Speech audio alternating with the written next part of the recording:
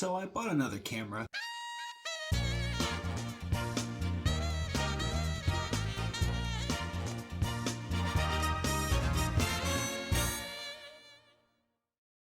When I first saw the arguably a little gaudy box on the shelf, my first instinct was to take a picture of it.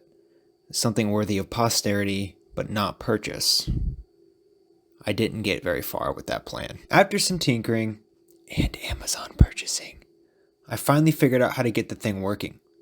The most important part of that process, besides getting working batteries, was maneuvering the huge memory card, a real relic of the past. My first several attempts to read it with the thing that I bought specifically to do that job failed, leaving me to believe I'd either been scammed by some cheap dropshipping company or taunted by the thrift gods. About 10 or so plug and unplugs later, my laptop finally chimed. Now this was all logistical really. It was performance based. I figured it would be cool if there was something already on the card, but my feelings weren't going to be hurt if there wasn't. Then, bang! A true treasure trove of mystery pics. My eyebrows almost shot off my head. The base formatting of them was too wonky that my computer couldn't read them at first, but after much too stressful expedition to get them converted into something a little bit less ancient,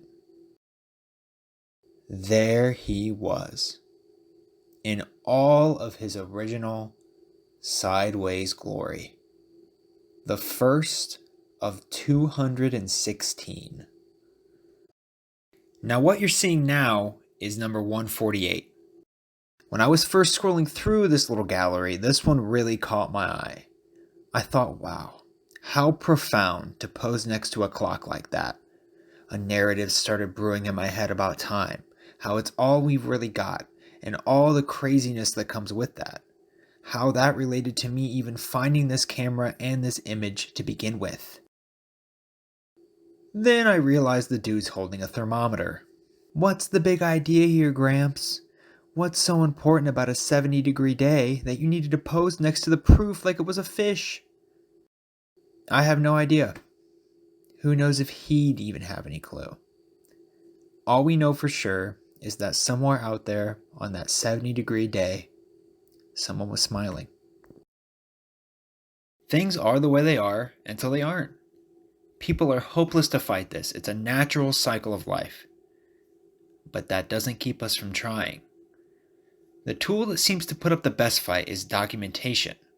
That comes in many forms: books, music, movies.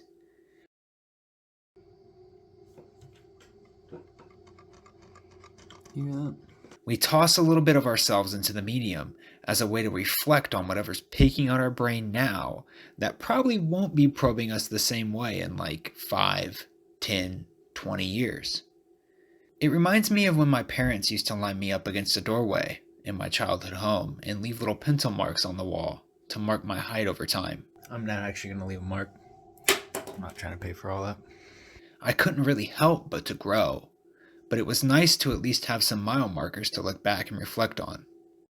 Photography may just be the purest form of this idea.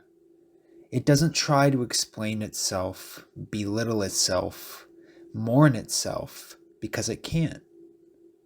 Pictures just try to capture a moment.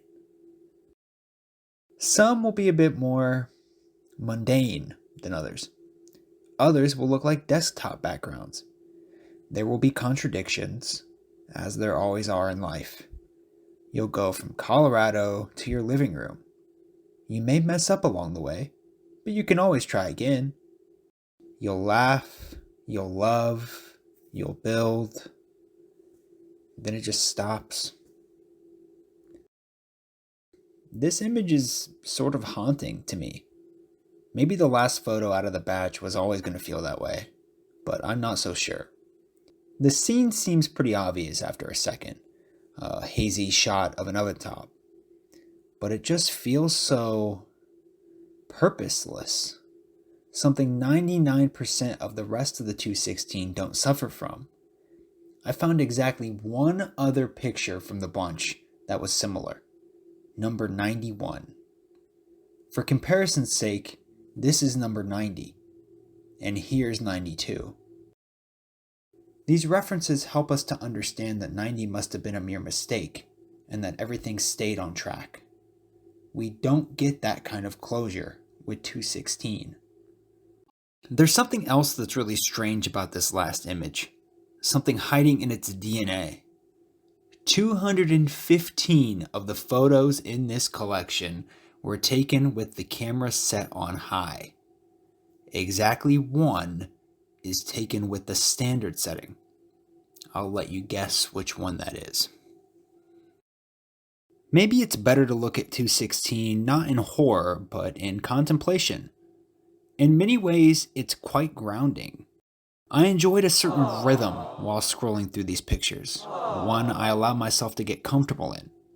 216 totally shattered that familiarity in a way that only it could. The story arc piecing itself together in my brain was similarly cut to an abrupt, unsatisfactory end. It's like those meme videos on Instagram, where you're watching some sort of scientific demonstration only for a singing cat to appear out of the clear blue nowhere. It's not exactly how I wanted things to go, but it's how they went nonetheless. I don't know these people. I never will. My only hope of gathering any sort of intel is the name on this gravestone, one that's too fuzzy for me to be able to figure it out.